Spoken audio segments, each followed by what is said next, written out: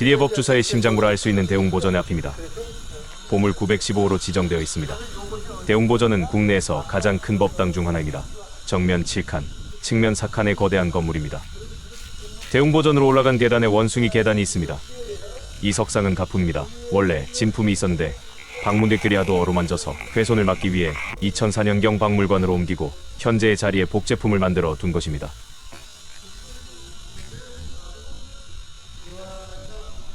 이 석상의 가장 유력한 상징은 부처님을 따라 수행한 원숭이입니다.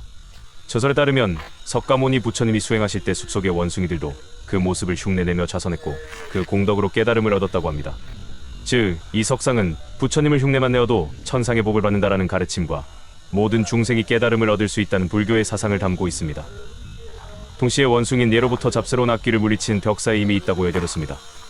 능인전 난전 입구에서 악귀를 막는 수호신과 같은 역할도 하는 것입니다. 일각에서는 이 석상을 불교 경전을 구하러 간 서유기의 손오공과 관련지어 해석하기도 합니다. 여하간 다시 대웅보전에 대해 설명드리면 겉에서 보면 2층 건물이지만 내부는 팔상전과 마찬가지로 1층과 2층이 구분되지 않은 하나의 거대한 통층 구조입니다. 규모에 맞게 화려한 팔작지붕의 다포 양식의 전형을 보여줍니다. 대웅보전 내부에 들어서면 그 웅장한 공간을 가득 채우는 3구의 거대한 불상이 모셔져 있습니다.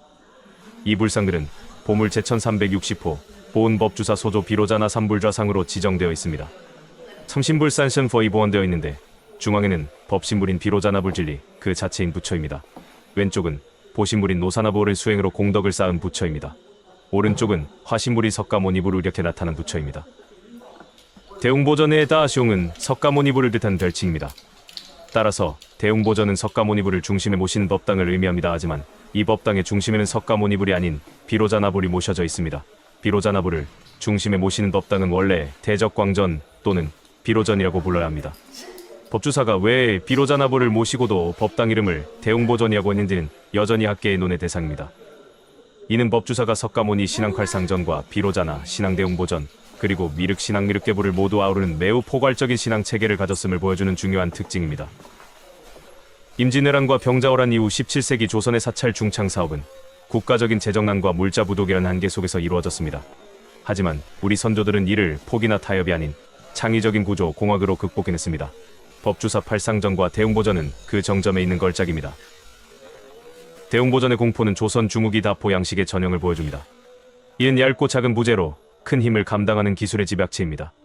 전쟁 직후에는 지붕을 바칠 크고 굵은 부재 삶이 첨차를 구하기 어려웠습니다. 대웅보전은 이를 해결하기 위해 크고 튼튼한 살미 하나에 의존하는 대신 얇고 짧은 여러 개의 부재 첨차, 살미를 촘촘하게 겹쳐 쌓는 방식을 택했습니다.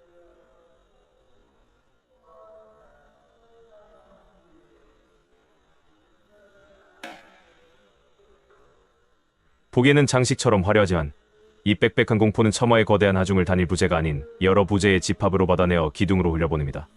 즉, 얇은 부재를 중첩시켜 보강한 것입니다. 또한 이 시기에는 부재의 끝살미를 길게 빼지 않고 대신 복잡하고 화려하게 조각하는 수서나 앙공 형태가 발달합니다.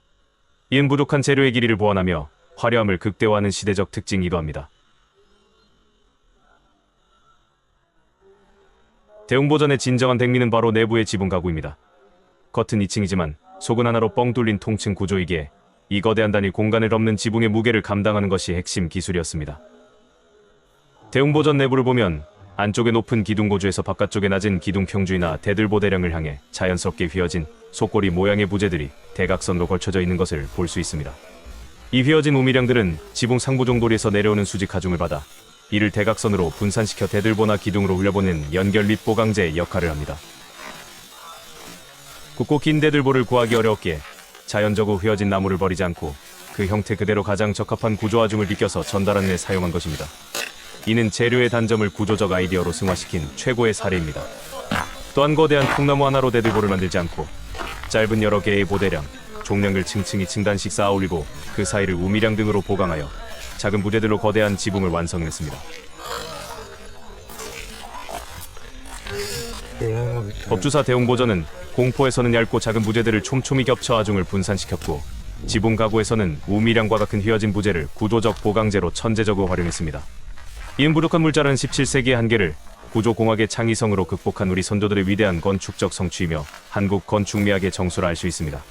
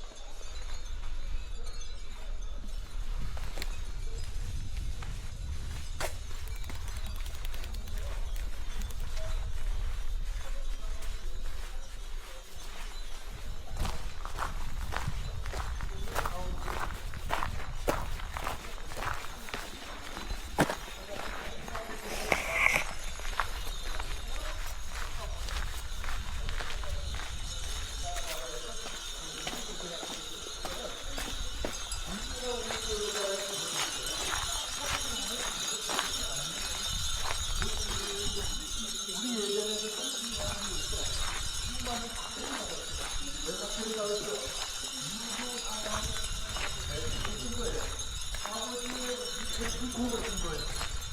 이종훈 씨라든지 정약생이라든지 이런 사람들이